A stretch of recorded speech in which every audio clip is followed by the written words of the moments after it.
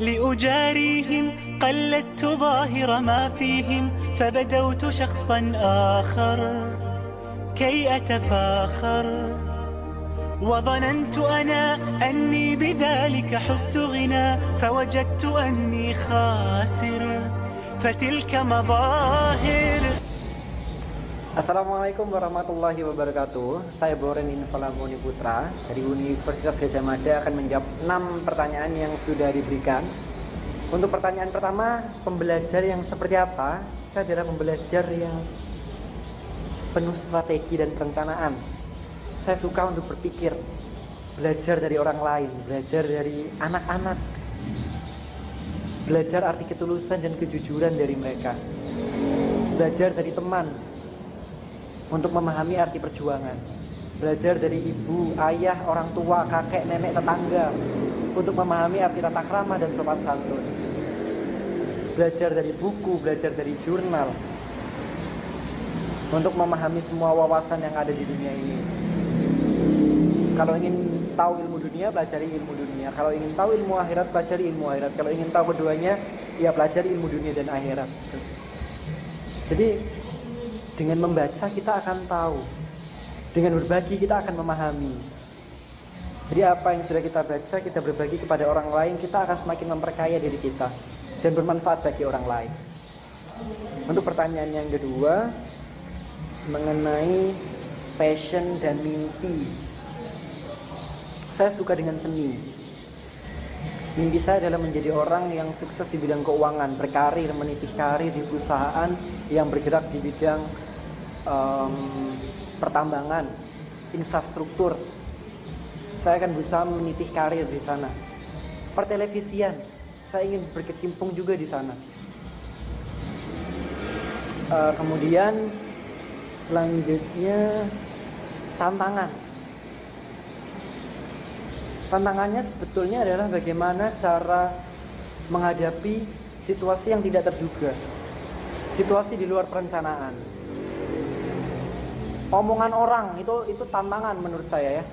Jadi kalau ditanya tantangan, saya akan jawab, nggak akan jawab kemana-mana. Saya akan jawab omongan orang, omongan tetangga. Aduh itu lebih tajam ya, serius. Jadi omongan orang. Tugas saya di sini adalah bagaimana menjaga citra yang baik, menjaga kehormatan keluarga. Jadi tantangannya di sini, orang bisa ngomong apa aja tanpa harus tahu apa yang kita lakukan. Itulah kehidupan masyarakat. Jadi tantangannya di situ. Caranya gimana untuk bisa menghadapi itu? Caranya adalah berusaha memperkuat mental, bangunlah jiwanya, bangunlah badannya untuk Indonesia Raya. Sudah ada di lagu. Jadi dalamnya dulu dikuatkan, kemudian fisiknya ditangguhkan. Kita akan berusaha dan bisa menghadapi kerasnya kehidupan. Jadi di situ berusaha semaksimal mungkin untuk tersenyum di setiap keadaan. Serius, dengan senyuman, satu senyuman aja satu masalah akan hilang kalau kita tersenyum.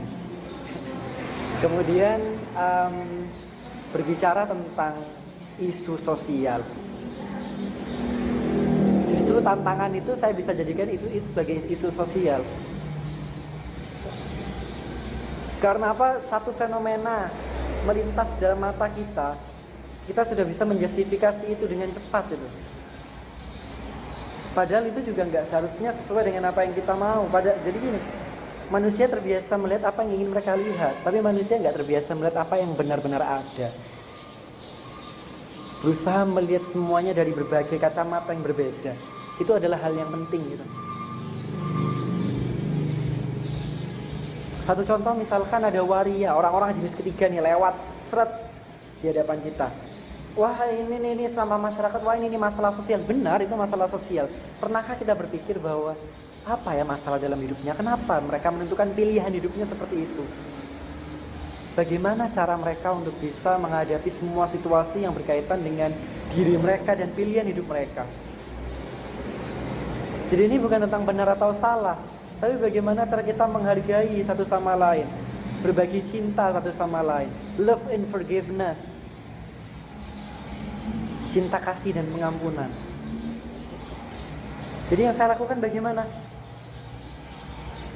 Berkacalah terhadap diri kita masing-masing gitu. kalau kita bisa accepting our weaknesses dan bisa menerima kelebihan kita juga, kita nggak akan sebegitu gampangnya pointing fingers at someone else dan bilang kalau kamu salah gitu. Kita nggak akan ngomong seperti itu karena kita tahu sendiri kalau kita itu nggak perfect gitu.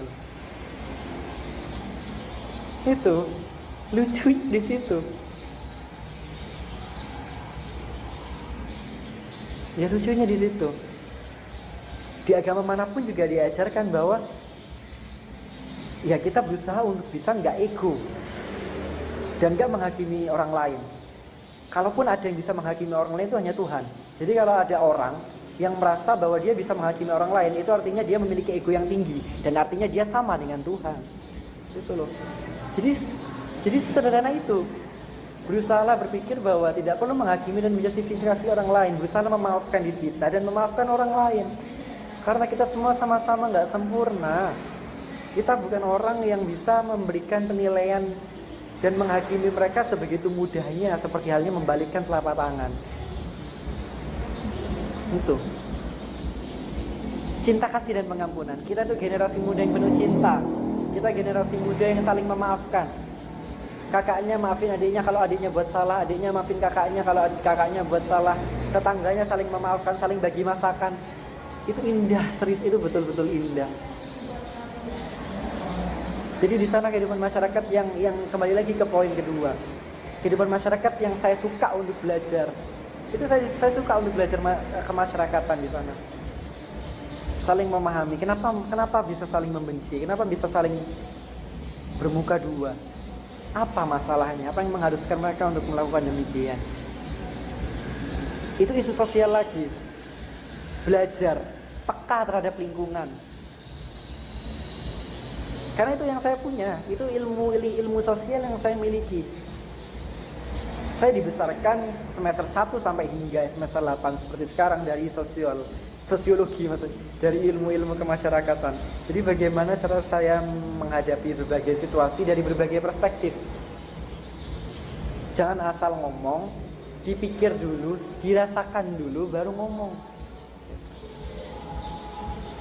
Jadi kalau misalkan kita hanya berpikir, teknologi zaman sekarang juga bisa mikir sesuatu yang bisa lebih kreatif, hasilnya lebih akurat daripada kita. Tapi di sini kita juga punya perasaan gitu loh. Kita di sini ada hati yang harus digunakan untuk bisa merasakan sebuah fenomena sosial. Itulah video cuplikan dari saya. Terima kasih, kurang lebihnya mohon maaf. Semoga terhibur dengan video TikTok saya yang kemarin. Dan saya coba ngomong sekarang. Semoga bisa menjawab semua pertanyaan. Terima kasih. Borinin Flamoni Putra dari Probolinggo. Wassalamualaikum warahmatullahi wabarakatuh. لا نحتاج المال كي نزداد جمالا جوهرنا هنا في القلب تلالا لا نرضي الناس بما